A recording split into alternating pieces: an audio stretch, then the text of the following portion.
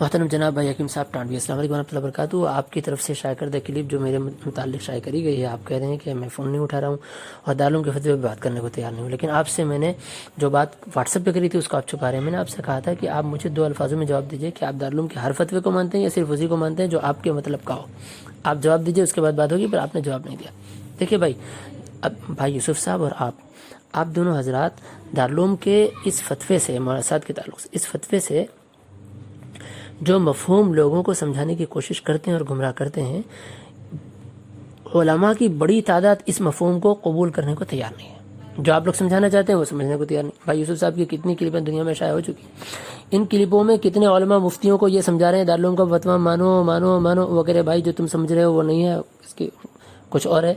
تو آپ جو سمجھ رہے ہیں اور سمجھا رہے ہیں، یہ لوگ اور علماء اور مفتیان سمجھنے کو تیار نہیں ہے۔ تعجب اور در تعجب تو یہ ہے کہ ان علماء یعنی جو دارالعلوم سے فارغ ہیں، قاسمی ہیں، وہیں سے فارغ ہیں، وہاں 10 سال اپنی زندگی کو وقف کیا ہے، ان علماء کو بھی آپ فتویٰ سمجھاتے ہیں، جبکہ آپ دونوں کو دارالعلوم کے درسگاہ کی ہوا بھی نہیں لگی ہے، اور آپ انہی کو سمجھا رہے ہیں جنہوں نے وہاں 10 سال لگائے دھکے کھائے۔ آپ ان کو سمجھا رہے ہیں بھائی جیسے ہم سمجھے ہیں ایسے تم بھی سمجھو۔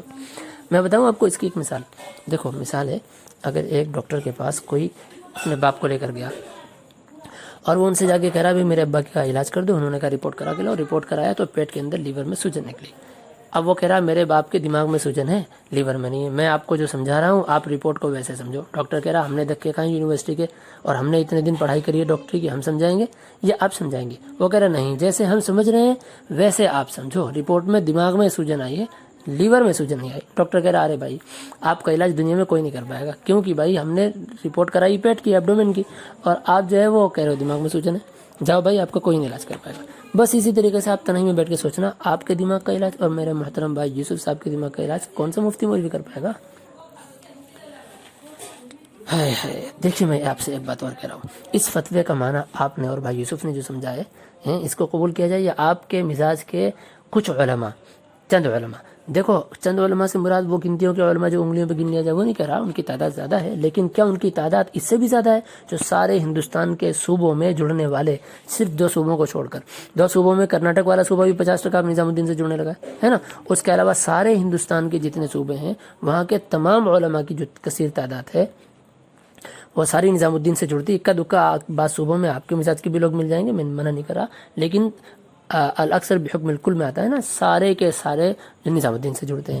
آپ بتائیے وہ نظام الدین سے ساتھ ساتھ کے ماتحت جڑتے ہیں۔ میں چند لوگوں کے نام لے رہا ہوں، چلو 15-20 کے جو ہمیں یاد رہیں گے: مفتی زہیر الاسلام صاحب، مفتی ساجد صاحب، مفتی فرقان صاحب مہاراشٹر، مفتی فرقان صاحب میرٹھ، مفتی محمود صاحب بستی، مفتی شعیب صاحب، مفتی ریاست صاحب، مفتی عبدالصمد صاحب، مفتی ہارون صاحب، مفتی امجد صاحب بلند شہر، مفتی مسعود صاحب، مفتی امجد صاحب جے پور، مفتی مسرور صاحب، مفتی عمران صاحب احمد آباد، مفتی نجیب صاحب، مفتی حارم صاحب قاسمی، مفتی قمر نسیم صاحب غازی، مفتی شہزاد صاحب، مفتی نعمان صاحب، مفتی افتخار صاحب، مولوی شوکت صاحب، مولوی شریف صاحب، مولوی فاروق صاحب، مولوی محمود صاحب شیخ الحدیث ہیں تو اکولا کے، مولوی فرحان صاحب، مولوی عبدالعلیم صاحب، مولوی عبدالعظیم صاحب، مولوی عبدالعظیم صاحب جو ہیں یہ وہاں کے مدرسہ مسائل علوم کے جو ہے وہ استاد ہیں۔ اور سر فہرست آپ کو بتا دوں مفتی اسد اللہ صاحب قاسمی، یہ خود دارالعلوم دیوبند دارالفتہ میں رہا کرتے تھے نا، آپ کو پتا ہوگا بھائی، ہے نا، اس اختلاف کے بعد وہاں سے نظام الدین آ گئے۔ تو ذرا تھوڑی دیر کے لیے سوچئے، اتنے بہت سارے میں نے 15-20 جتنے مجھے آتے ہیں نام لے لیا، ٹھیک ہے نا، اور وہ علماء جو پورے صوبے میں ہیں ان سب کے نام تم یاد نہیں ہیں، تو اتنی بڑی تعداد آپ کے اعتبار سے فتویٰ سمجھنے کو تیار نہیں ہے، اور آپ جیسے سمجھانا چاہ رہے ہو ویسے ساری دنیا سمجھ لے، ہے نا۔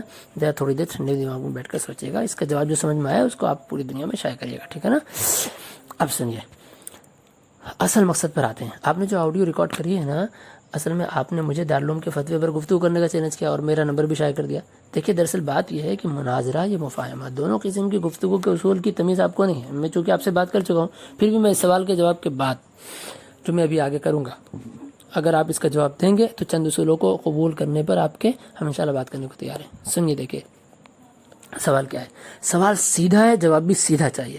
کیا آپ دارالعلوم دیوبند کے ہر فتوے کو مانتے ہیں یا اپنے مطلب کے فتوے کو مانتے ہیں؟ بس ہاں یا نہ، ہر فتوے کو مانتے ہیں، ہاں یا نہ، ٹھیک ہے نا۔ دیکھیے اب میں آپ کے سامنے ایک فتویٰ پیش کر رہا ہوں، اس فتوے کے تعلق سے آپ اعلان کریے کہ آپ مانتے ہیں کہ نہیں۔ فتویٰ نمبر 342B، سوال نمبر 57954، کیا مستورات کے جماعت میں جانا جائز ہے؟ اگر ہاں تو کن شرائط کے ساتھ؟ اور اگر جائز نہیں ہے تب بھی قرآن حدیث کی روشنی میں جواب دیں۔ اب جواب دے رہا ہے دارالعلوم دیوبند۔ جواب: دارالعلوم دیوبند سے مستورات کو تبلیغی جماعت میں اپنے محرم کے ساتھ جانے کی اجازت نہیں، محرم کے ساتھ بھی جانے کی اجازت نہیں، فتنے کی وجہ سے۔ نیز نبی کریم صلی اللہ علیہ وسلم اور صحابہ کرام سے کوئی ایسی حدیث نہیں ملتی جن میں ان حضرات نے محض دعوت تبلیغ کے لیے عورتوں کو بھیجا ہو۔ فقط واللہ تعالیٰ عالم دارالفتہ دیوبند۔